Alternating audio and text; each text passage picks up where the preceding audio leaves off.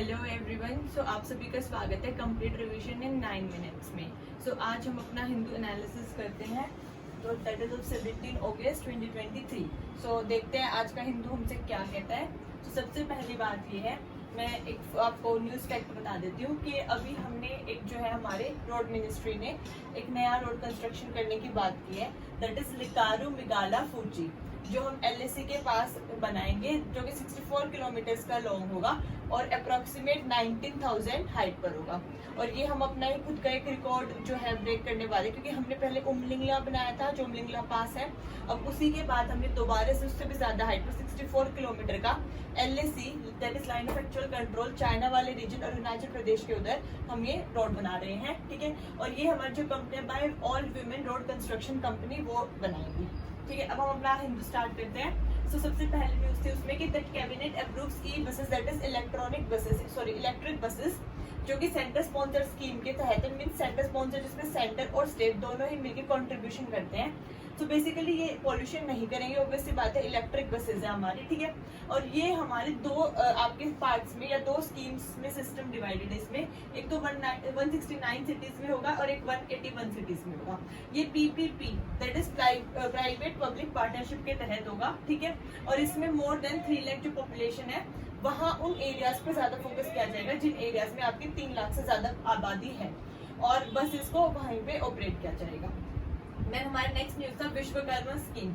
ये आपने सुना भी होगा हमारे ऑनरेबल प्राइम मिनिस्टर की स्पीच में कि उन्होंने अभी बोला था कि हम विश्वकर्मा स्कीम जो है लॉन्च करेंगे फॉर 30 लाख फैमिलीज। ठीक है, जिसके फीचर्स क्या होंगे मैंने फ्लो चार्ट में इस तरीके से लिख दिया है। एक्चुअली आप लोग, मैं तो आप लोगों को सजेस्ट करूंगी आप फ्लो चार्ट की फॉर्म में ही नोट्स बनाना प्रेफर कीजिए, जिससे आपको लर्न रहे और मेंस की आंसर राइटिंग में आपको रिकॉल करने में ज्यादा टाइम ना लगे।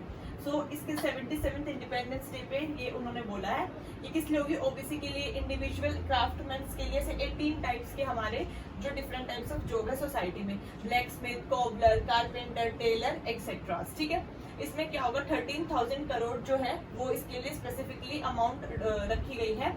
इसमें इन पीपल को उधार लेने का बेनिफिट दिया जाएगा, जिसमें वो जैसे फर्स्ट मंथ में 1 लाख देन 2 लाख तक का उधार ले सकते हैं, जिसका जो इंटरेस्ट होगा वो बहुत ही मिनिमल रहेगा।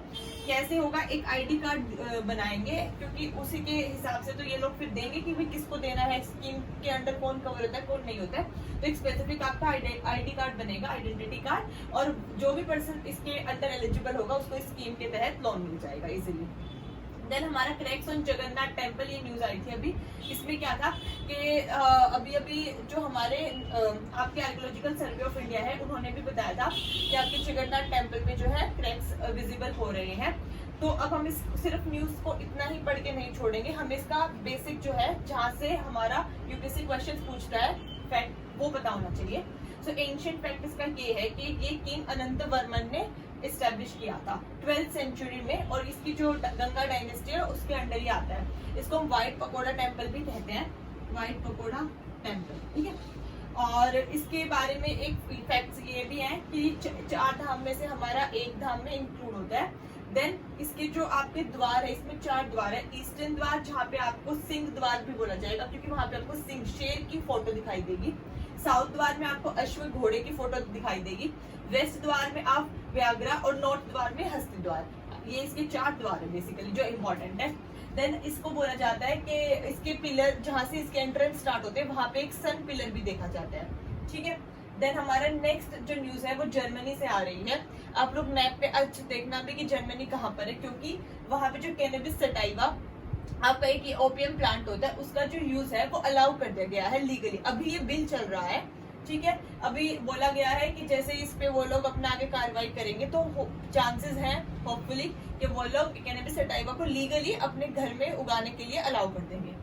तो इंडिया के में इसका क्या स्टेटस है अब हम ये भी जान लेते हैं, क्योंकि हमारे लिए इंडिया का पर्सपेक्टिव जानना ज्यादा जरूरी है कि इंडिया में इसको बैन कर रखा है, क्योंकि हमारा जो आपका ये NDPS है, नेशनल ड्रग्स साइकोएक्टिव सब्सटेंसेस के लिए 1985 में आपकी ये बॉडी एस्टेब्लिश हुई थी, उन्होंने इस पे बैन लगा रखा है। लेकिन अगर UPSC MCQ में आपसे ये क्वेश्चन पूछता है कि इसकी ऑयल मैन्युफैक्चरिंग अलाउड है या नहीं है इंडिया में, तो उसका आंसर यस रहेगा, लेकिन आफ्टर जब आप लाइसेंस ले लोगे ड्रग्स एंड कॉस्मेटिक्स डिपार्टमेंट से। ओके, तो licensing of oil manufacturing of cannabis तो अलाउड है, लेकिन आपको ड्रग और कॉस्मेटिक्स डिपार्टमेंट से पहले लाइसेंस इश्यू करवाना पड़ेगा, तभी आप इसकी ऑयल मैन्युफैक्चरिंग कर सकते हो लीगली।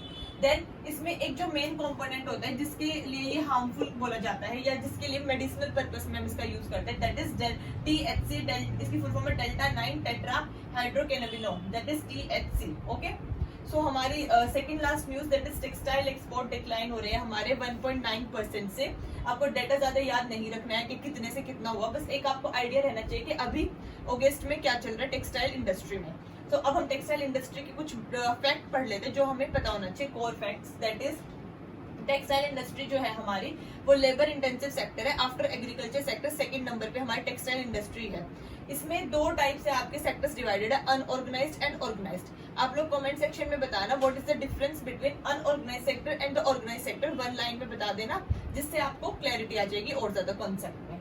ठीक है, ये हमारा जो है textile sector 6th largest producer है इंडिया, जैसे कि आपको पता है हम कॉटन और जूट के भी one of the largest producers है। अब इसका ये कुछ डेटा आप अपने मेंस के आंसर्स में कोट कर सकते हैं, जैसे कि जो हमारा टेक्सटाइल सेक्टर है वो 2.3% कंट्रीब्यूट करता है जीडीपी में, 7% कंट्रीब्यूट करता है टोटल आउटपुट में, एंड 21% एम्प्लॉयमेंट सेक्टर। इंडिया की ओवरऑल जो एम्प्लॉयमेंट उसमें से 21% जो है हमारा टेक्सटाइल सेक्टर देता है। देन 12% हमें इससे ओवरऑल प्रॉफिट मिलता है। सो ये कुछ फैक्ट आप अपने आंसर्स में मेंशन कर सकते हैं।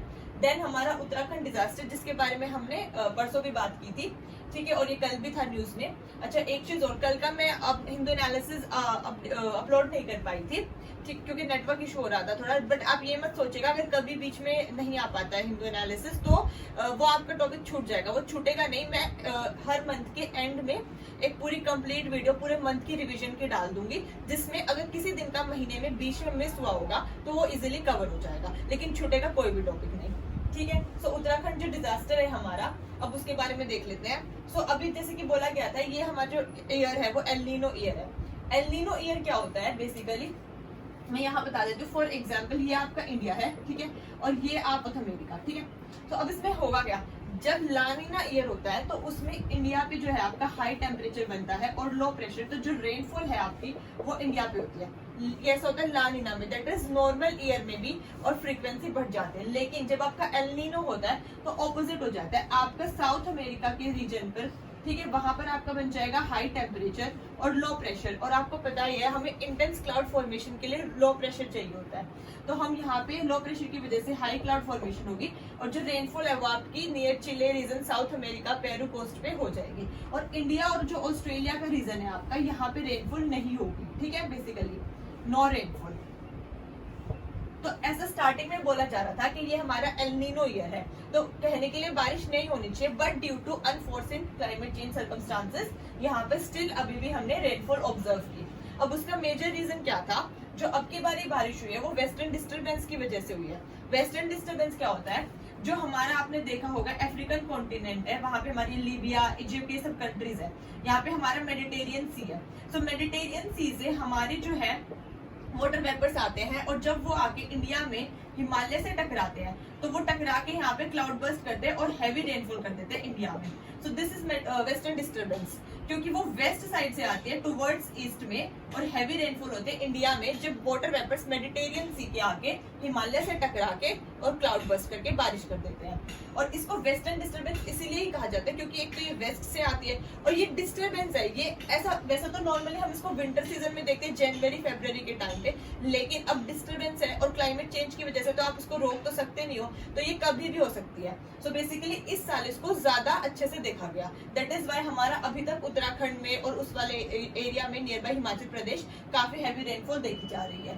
ठीक है, अब हमारा जो आज के न्यूज़पेपर का लास्ट न्यूज है, यहाँ पर टेक्स्ट एंड कॉन्टेक्स्ट वाले पेज पे आया था, that is ministry of environment, forest and climate change. इन्होंने बोला था पिछले 2 साल पहले कि हम जो नेशनल टाइगर कंजर्वेशन अथॉरिटी है, हमारा जो wild life crime control bureau है, हमारा फॉरेस्ट सर्वे ऑफ इंडिया है, और जो आपका सेंट्रल जू अथॉरिटी है, इन चारों को कंबाइन करके एक ही बॉडी बना देंगे। ठीक है, वो बात आपके पिछले 2 साल से चल रही है एटलीस्ट, और इसका रीजन इन्होंने ये दिया है कि हम एक बॉडी क्यों बनाएंगे, ताकि एक बॉडी में आपकी सुपरविजन इजी तरीके से हो जाए, मॉनिटर इजी तरीके से हो जाए और एफिशिएंसी इंक्रीज हो जाए। तो मैंने इसको एक लाइन में पूरे आर्टिकल के टेक्स्ट एंड कॉन्टेक्स्ट को आपको बता दिया है। आप भी इसी तरीके से अपने शॉर्ट नोट्स बनाइए, जैसे एक लाइन में आपको पूरा याद रहेगा। अब अगर क्वेश्चन आ भी जाता है प्रीलिम्स या मेंस में, तो आपको ये बस एक लाइन ध्यान रखना है, उसी से आप अपना आंसर इजीली मार्क कर सकते हैं। सो आई होप आपको आज का डिस्कशन पसंद आया होगा, और मैं बहुत जल्दी आपके लिए 2023 का प्रीलिम्स पेपर भी डिकोड करने के लिए सीरीज स्टार्ट कर रही हूँ कि हम प्रीवियस ईयर पेपर से 2011 से लेकर 2022 तक के पेपर से 23 का पेपर कैसे डिकोड कर सकते हैं। मैं आपको पूरा पेपर बताऊंगी कि अगर आपने PYQ किए थे इस साल के, तो आप 23 का पेपर इजीली सॉल्व कर सकते थे। साथ में जो थीमेटिक रिपीटेटिव टॉपिक्स हैं हम उनको भी डिस्कस करेंगे। सो आप कनेक्टेड रहिए, जिससे हम जल्दी से जल्दी आप लोगों के साथ 23 का पेपर भी शेयर कर सके डिकोडेड फॉर्म में। सो अगर आपको ये पसंद आया तो please like, share and subscribe the channel. Thank you so much. जय हिंद।